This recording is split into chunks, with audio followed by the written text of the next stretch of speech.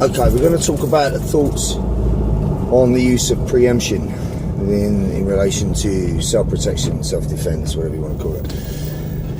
I can give you it from a UK perspective under UK law, although I know some of the European laws differ, and also in the US, but there's certain doctrine that's adhered to in most places. In terms of preemption, the first thing you need to consider is it necessary? Is there absolutely no alternative? Will you be morally justified in doing it in a legality sense? As long as you use force that's reasonable and necessary, will it be deemed so in court?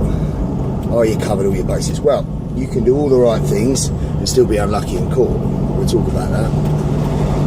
But here's the thing. If you are going to have any chance of preemption whatsoever, the very first thing that you must have in place is observation that you had a problem in the first place. So awareness. You need to be switched on, alert in your environment, living in yellow, whatever you want to call it. Not paranoid, but just aware of what's around you, particularly when you're out and about. Awareness by itself is not enough. You need to be able to identify what you see. So recognition of pre-threat cues. If you have a good radar, your awareness, and you have a good understanding of pre-threat behaviour, and you can notice it and spot it, and you listen to your instincts, that combined thing should allow you to avoid the majority of confrontation that you ever find yourself in. However, things can still find you. If none of those things are in place and you don't have any intelligence as to what's going on around you, and you have no observation, then any assault on your person will happen in the form of the assault immediately, or the threat of the assault immediately. In most cases, if somebody can take you by the element of surprise, they will, in which case you've been ambushed. If you get ambushed in a violent confrontation, whether it's unarmed or with a weapon, what happens next depends on where you've been hit and how badly you're hurt, and how quickly you can get over that psychological freeze thing that will be going on, as to whether or not you can get back in the fight. In terms of training for counter-offence, somebody's doing something to me, I didn't see it coming, then of course that must be contingency plans in your training. But the primary thing that we look at in terms of teaching a student first would be based around being proactive. So seeing the problem, identifying the problem, and then giving yourself more options. The best option of all in any confrontational situation is get gone. If you can avoid an escape, you've got no fucking business getting preemptive with anybody, or no business getting into any kind of altercation.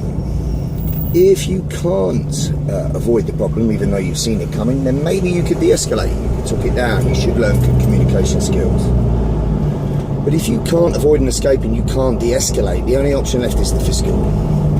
And in terms of the highest probability of success that you have, your use of force should be proactive.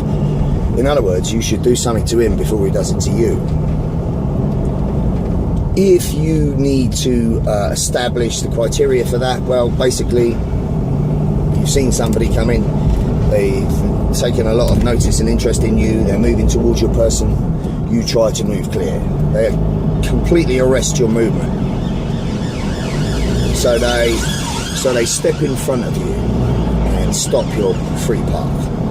They might be deceptive, they might be aggressive, they might just be talking incidental, but the point is they've stopped or halted your movement via their encroachment. This is a pre-threat cue. From here, they may or may not exhibit some kind of shift in body weight, or obscure their hand in some way, or try to misdirect your attention while something else is happening. Based on what you see here, based on the fact that you couldn't avoid the problem, you couldn't de-escalate the problem, he wouldn't let you escape, and now you've seen 1, 2, or possibly a cluster of pre-threat cues as he's close distance and come towards you, this would to be my criteria to be preemptive. So as an example, if he obscured his hand behind his back as if to reach for something, I'm not going to wait for confirmation that he's indeed reaching for a knife or a weapon before I do something about it, because if I do that, the confirmation will come in the form of injury to me, which is what? Too fucking late. In which case then, based on that criteria, that is going to put me in a mindset of that I have the honest belief my life is in danger. I honestly do feel threatened. This person constitutes a threat. Understand the three elements of that. One is he has to have the opportunity to hurt me. Well, he's right in front of me, so he's got the opportunity. Then he has to have the physical means or the ability. Well, he's able-bodied, and, possibly a decade younger, and he looks aggressive. So I would say that he more than has ability. And the fact that he's halted my encroachment and he's trying to incite me in some ways clearly shows that he's got intent, bad intent. If those three elements are in place, then he constitutes a threat. So if you need to articulate that in court, you understand, you want to explain it without sounding like a smart ass that knows everything. You want to explain that you understand the criteria for that. If you have a problem in America or even in the UK, they will say, okay, this person did constitute a threat, but I put it to you, there was an exit right next to you and you could have walked. Well, if you could have, you should have. In which case, like I said before, if you can get gone, get fucking gone. You've got no business getting preemptive. So it's clear that where he encroached on your motion and arrested your movement, that wasn't an option, in which case now it's right to believe that you were in fear of your safety and it's right to defend yourself.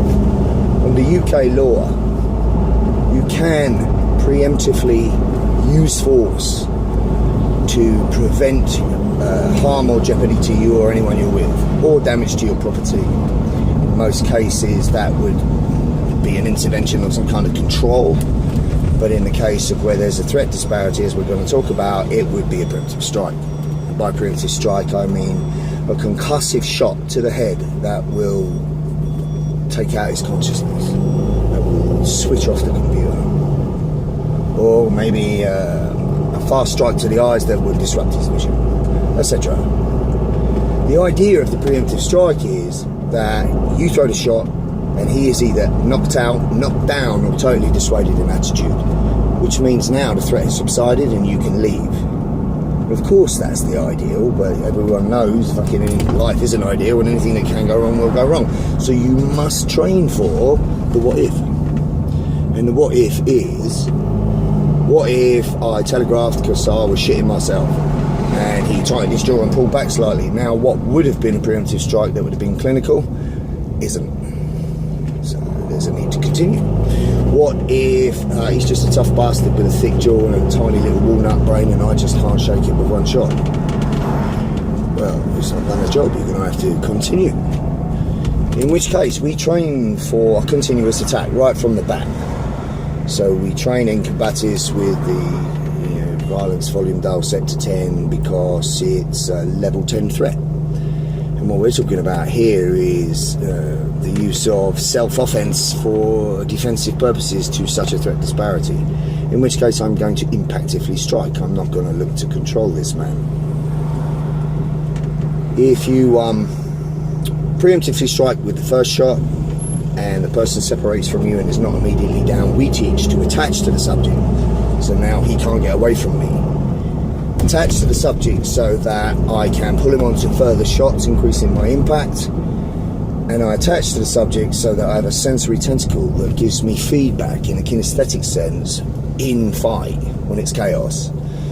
So in fight I can feel if the effect that my hard skills are having, whether one shot's knocked him out and now he's slumped, or whether two more have had to follow to do it. And now I feel a slump in body weight, in which case I'll control his descent, which is another reason that we hold on.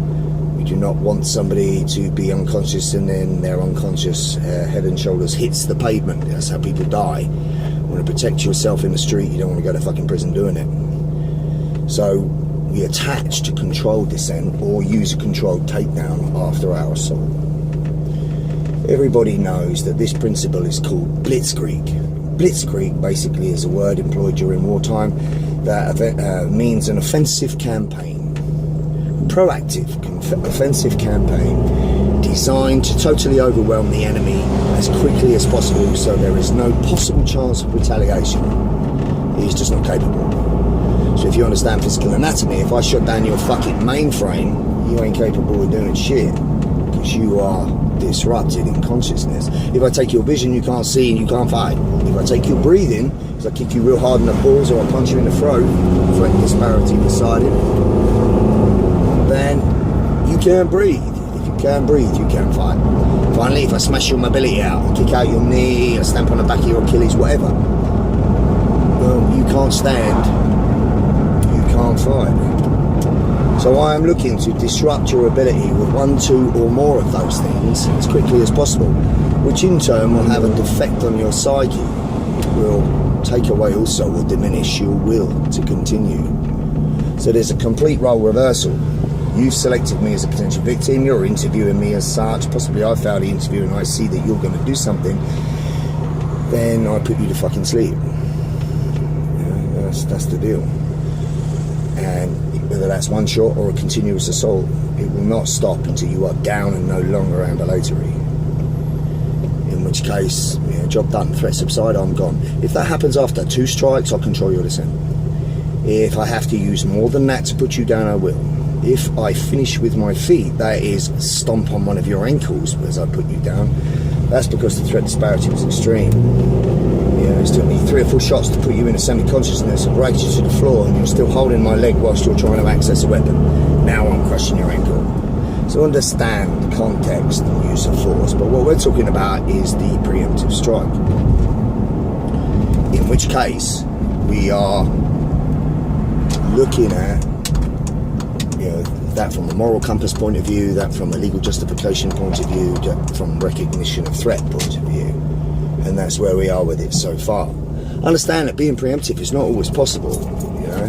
We can lapse in awareness and not have what we need to in place to have received that information and acted first. We could be in front of somebody with situational control and have a good fence up, and we just simply are in denial. We've misread the situation and thinking we can talk it down. You're caught in denial, which is kind of a mental freeze, or you're just not ready, or you're waiting for a pre-threat cue and now you've missed it. It could be any number of fucking reasons why you intend to, but you didn't.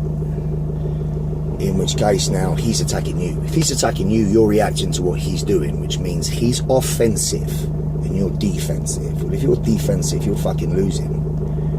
So it's much harder to pull that back and return the fight to you than it is to end the fucking thing in the first place. So what preemptive strike, or preemptive continuous blitzkrieg is designed to do is eliminate the threat before it becomes active. So take you out of the fucking game before you even knew you were in it. So that's not a fight, that is the clinical removal of a threat. To be continued.